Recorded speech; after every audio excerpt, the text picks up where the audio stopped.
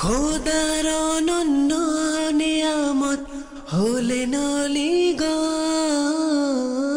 এ বিশ্ব হলো দেহ, প্রাণ হলেন অলিগণ। আলহামদুলিল্লাহি রাব্বিল আলামিন ওয়াসসালাতু ওয়াসসালামু আলা সাইয়্যিদিল মুরসালিন, আম্মা বা'দ, ফাআউযু বিল্লাহি মিনাশ শাইতানির রাজীম, বিসমিল্লাহির রহমানির রহিম। আসসালাতু ওয়াসসালামু আলাইকা ইয়া রাসূলুল্লাহ ওয়া আলা আলিকা ওয়া আসহাবিকা ইয়া হাবিবাল্লাহ। আসসালাতু ওয়াসসালামু আলাইকা ইয়া নবিয়াল্লাহ ওয়া আলা আলিকা ওয়া আসহাবিকা ইয়া নূরাল্লাহ। প্রিয় প্রিয় ইসলামী ভাইয়েরা এবং মাদানী চ্যানেলের দর্শক শ্রোতা, মাদানী চ্যানেলের অনুষ্ঠান শাজরায়ে আলিয়া, কাদেরিয়া, রাজবিয়া, আত্তারিয়ার মাশায়েখ। জি হ্যাঁ, এমন মহান ব্যক্তিত্ব আমাদের সিলসিলার সাথে যাদের সম্পর্ক, যাদের বরকত আমরা অর্জন করি, দুনিয়াতে সকল কাদেরি সিলসিলার সাথে সম্পর্কিতরা শুনুন, সিলসিলা কাদেরিয়ার মহান মাশায়েখদের চমৎকার আলোচনা হবে। আজকে যে মহান ব্যক্তিত্বের আলোচনা করব, সাইয়্যিদুনা ইমাম মুহাম্মদ বাকির রাদিয়াল্লাহু তাআলা আনহু, অনেক বড় বুজুর্গ, আহলে বায়তের অন্তর্ভুক্ত আর অসাধারণ পার্সোনালিটি। এর পূর্বে যে আমরা ইমাম বাকির রাদিয়াল্লাহু তাআলা আনহু সিরাত সম্পর্কে শুনবো, আসুন দরুদে পাকের ফজিলত সম্বলিত একটি হাদিসে পাক আমরা শুনি। কিয়ামতের দিন যখন মুসলমানের নেকি মিজানের উপর অর্থাৎ দাড়িপাল্লায় হালকা হয়ে যাবে, সরওয়ারে কায়নাত সাল্লাল্লাহু আলাইহি ওয়াসাল্লাম একটি চিঠি নিজের কাছ থেকে বের করে নেকির পাল্লায় রেখে দিবেন। তো এর মাধ্যমে নেকির পাল্লা ভারী হয়ে যাবে। সে আরজ করবে, আমার পিতা মাতা আপনার উপর কুরবান, আপনি কে? হুজুর সাল্লাল্লাহু আলাইহি ওয়াসাল্লাম ইরশাদ করবেন, আমি তোমার নবী মুহাম্মদ মুস্তাফা সাল্লাল্লাহু আলাইহি ওয়াসাল্লাম, আর এটা তোমার ওই দরুদে পাক যা তুমি আমার উপর পড়েছিলে। সুবহানাল্লাহ। वो पर्चा जिसमें लिखा था दुरूद उसने कभी, वो पर्चा जिसमें लिखा था दुरूद उसने कभी, ये उससे नेकियां उसकी बढ़ाने आए हैं। দরুদে পাক পাঠ করুন। আল্লাহ আমাকে আপনাকে অধিক হারে দরুদে পাক পড়ার তৌফিক দান করুক এবং দরুদের বরকত দান করুক। আসুন একসাথে দরুদে পাক পাঠ করি। সাল্লু আলাল হাবিব সাল্লাল্লাহু তাআলা আলা মুহাম্মদ সাল্লাল্লাহু আলাইহি ওয়াসাল্লাম। দর্শক, ইমাম বাকির রাদিয়াল্লাহু তাআলা আনহুর কি শান!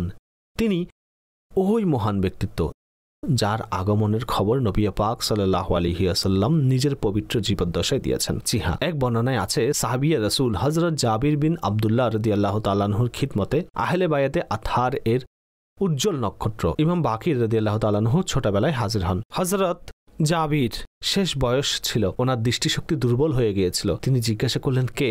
তখন তিনি উত্তর দেন, আমি ইমাম বাকির, আমি মুহাম্মদ বিন আলী বিন হোসাইন বিন আলী উল মুরতাজা। জি হ্যাঁ, ওনার নামও মোহাম্মদ ছিল আর তিনি ইমাম জাইনুল আবেদিন এর বংশ থেকে।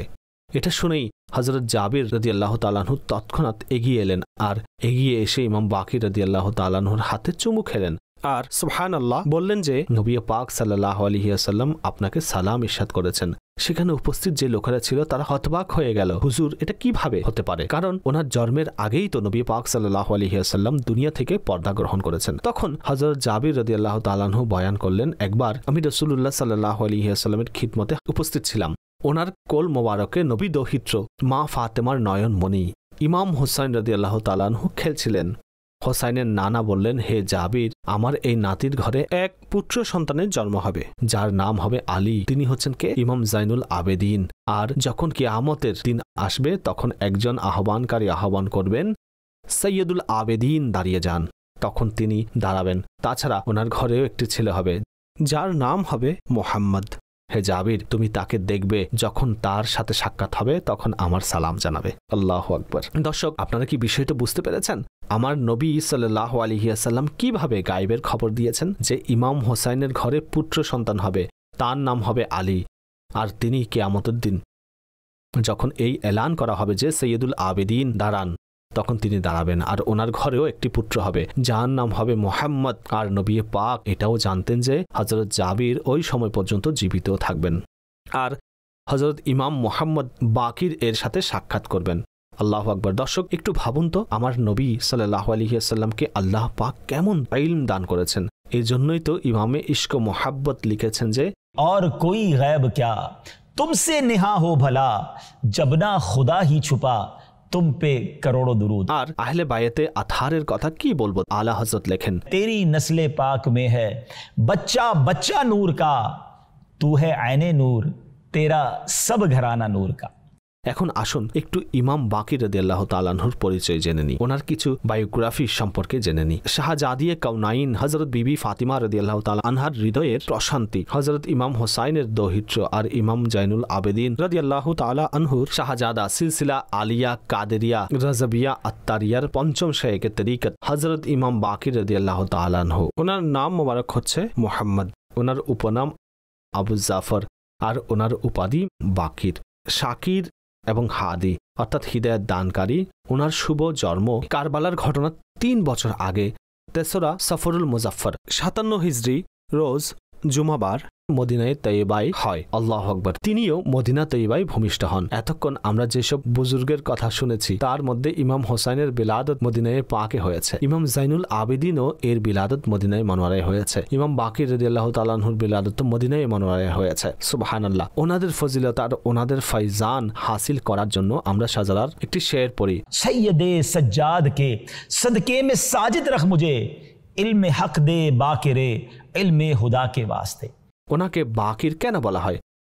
আর সাওয়ায়েকুল মুহরিকার মধ্যে এমন বর্ণিত আছে, বাকার আল আরদ জমিন বিদীর্ণ করা এবং এর ভিতরের গুপ্তধন বের করাকে বলা হয়। তদ্রুপ তিনি রাদিয়াল্লাহু তাআলা আনহু আল্লাহ পাকের আহকামের মধ্যকার যেই রহস্য ও মারিফতের গুপ্তধন ছিল তা তিনি প্রকাশ করেছেন, এই জন্য ওনাকে বাকির বলা হয়। তাছাড়া এমনও বর্ণিত যে বাকির ইলমের রহস্যবেদকারীকে বলে, যেহেতু তিনি ওয়াসিউল ইলম অর্থাৎ আধ্যাত্মিক জ্ঞানের অধিকারী ছিলেন, এই জন্য ওনাকে বাকির বলা হয়। ইমাম বাকিরের 4 জন শাহজাদা এবং 3 জন শাহজাদি ছিলেন।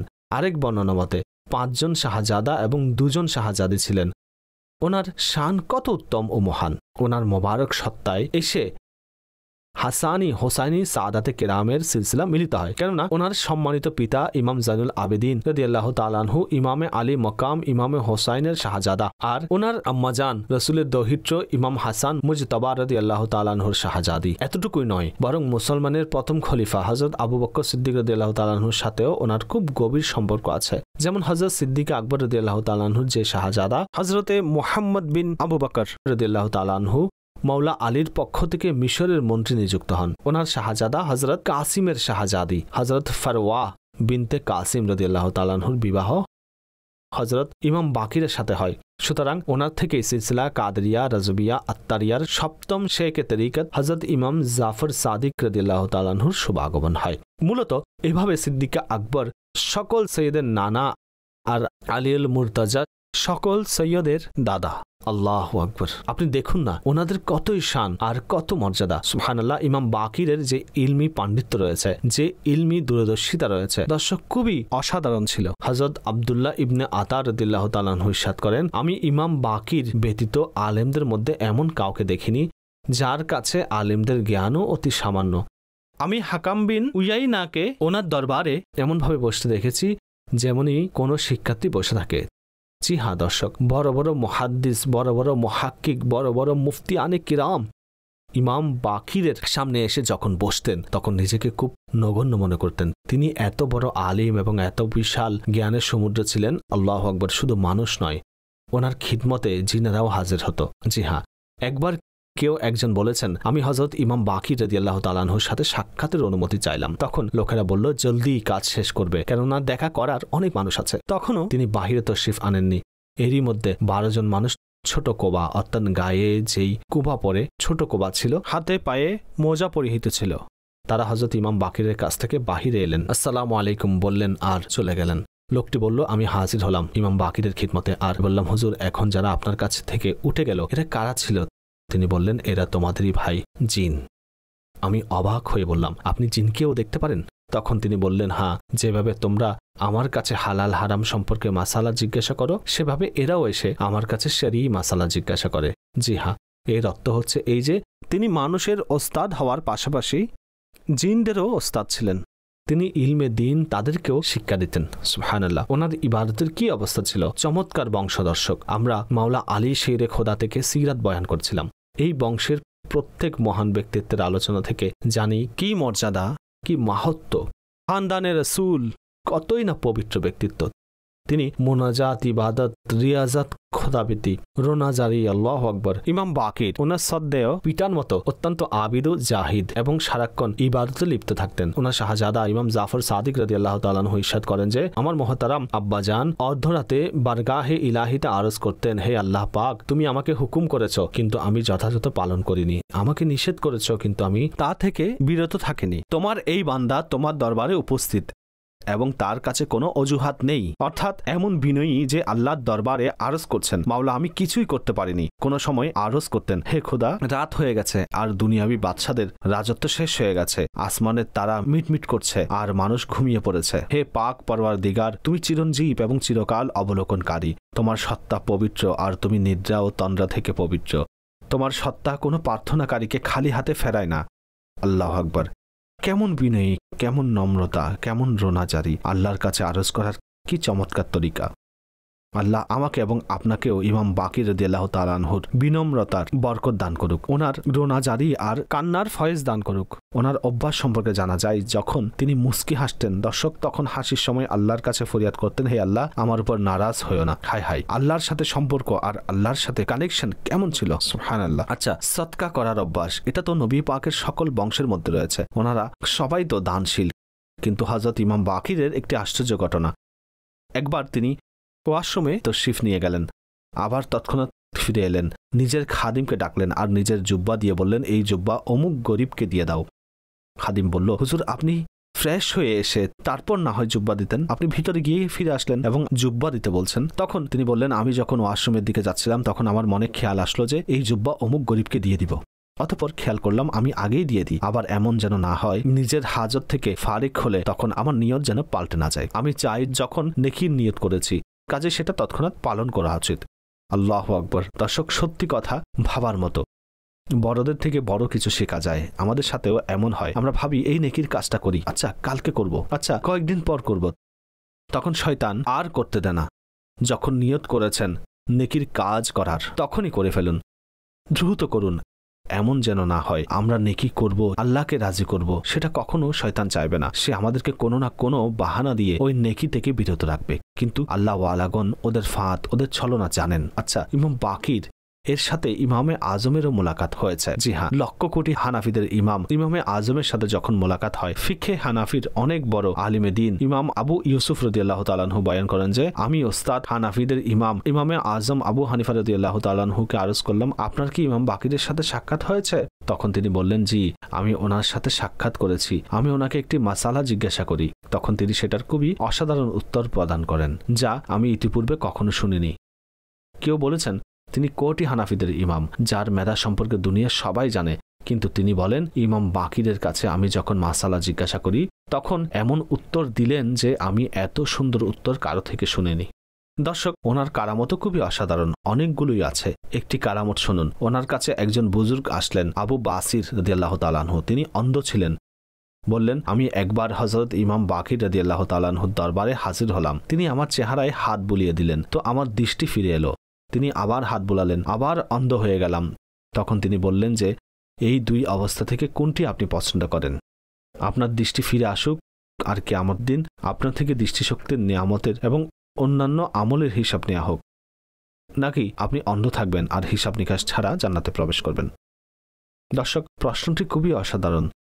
দৃষ্টি ফিরে পাওয়া, অন্ধের জন্য চোখ অনেক বড় নেয়ামত। দুনিয়ার সব রং তার কাছে দোসর হয়ে যায় যখন দৃষ্টিশক্তি থাকে না। কিন্তু সেই বুজুর্গ অসাধারণ ছিলেন। ইরশাদ করেন, আমি জান্নাতে বিনা হিসাবে প্রবেশ অধিকার চাই, আমাকে অন্ধই থাকতে দিন। আল্লাহু আকবার। আল্লাহর মসজিদে রাজি থাকা এটাই অনেক বড় একটি নেয়ামত। কখনো আমরা কোনো বিপদে পড়লে আমাদের থেকে কিছু ছিনিয়ে নেওয়া হলে মনে হয় আমাকে বঞ্চিত করা হয়েছে। কে জানে এর পরিবর্তে বড় কোনো পুরস্কার আপনার জন্য অপেক্ষা করছে। সবর করুন, আল্লাহর মসজিদে রাজি থাকুন। হাদিসে এমন সারাংশ আছে যে যদি আল্লাহ পাক কারো দৃষ্টিশক্তি নিয়ে নেয়, যদি কেউ অন্ধ হয় আর সে সবর করে, আল্লাহ কিয়ামতের দিন তাকে আপন দিদার নসিব করবে। যদি আপনি অন্ধ হয়ে থাকেন, মন ছোট করবেন না, আল্লাহর মসজিদে রাজি থাকুন। আপনি অনেক গুনাহ থেকে বেঁচে আছেন। হ্যাঁ, চোখ বেশি গুনাহ করায়। আর যদি আল্লাহর দিদার চান, বেহিসাব জান্নাতে যেতে চান, তবে এই ধৈর্য কঠিন নয়। আল্লাহ আপনাকে কলবের নূর দান করুক, আপনাকে নবী পাকের জিয়ারত নসিব করুক। সবর করতে থাকুন। এখন ইমাম বাকির রাদিয়াল্লাহু তাআলা আনহুর অমূল্য বাণী, তিনি অবশ্যই ইলম ও হিকমতের অমূল্য রত্ন ছিলেন, মণি মুক্তার ভাণ্ডার ছিলেন। চলুন ওনার কিছু ফরমান শুনে নিই। তিনি ইরশাদ করেন যে একবার ওনার কাছে হযরতে উরবা বিন আব্দুল্লাহ ইরশাদ করেন যে আমি হযরত ইমাম বাকিরের কাছে উপস্থিত ছিলাম এবং আমি বললাম, মা কাউলুকা ফি হুলিয়াতিস সুয়ুফ, হুজুর, তলোয়ার পরিষ্কার পরিচ্ছন্ন সৌন্দর্য মণ্ডিত করা সম্পর্কে আপনি কি বলেন? তিনি বলেন, লা বাসাকাদ হুলিয়া আবু বকর সিদ্দিক সাইফা, এতে কোনো সমস্যা নেই, কারণ হযরত আবু বকর সিদ্দিকও নিজের তলোয়ার সজ্জিত করেছেন। তিনি বললেন, আপনি ওনাকে সিদ্দিক বললেন। হযরত আবু বকর সম্পর্কে যেহেতু তিনি সিদ্দিক বলেছেন, তখন তিনি তার কথা শুনে রেগে উঠলেন। তিনি বললেন, তখন কিবলার দিকে মুখ করে ইরশাদ করলেন, হ্যাঁ তিনি সিদ্দিক, হ্যাঁ তিনি সিদ্দিক, হ্যাঁ তিনি সিদ্দিক। আর যারা ওনাকে সিদ্দিক বলবে না, তবে আল্লাহ আযজা ওয়া জাল তাদের কথা সমর্থন করবেন না, না দুনিয়াতে না আখিরাতে।